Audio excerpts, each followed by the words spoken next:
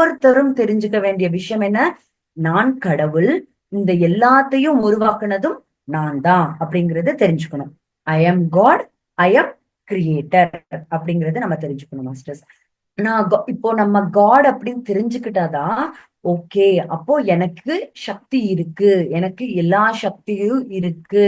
ஆனா அத நான் வந்துட்டு எப்படி யூஸ் பண்றது அப்படின்னு எனக்கு தெரியாது அப்படின்றது நமக்கு தோணும் இல்லையா? சோ நம்ம கிட்ட ஆல்ரெடி நிறைய சக்தி இருக்கு மாஸ்டர்ஸ். ஆனா அதை எப்படி தாக்கி பிடிச்சுக்கிறது, அதை எப்படி நம்ம கிட்டயே வச்சுக்கிறது அப்படின்னு நமக்கு தெரியாது. அதை எப்படி பயன்படுத்திக்கணும்னு தெரியாது.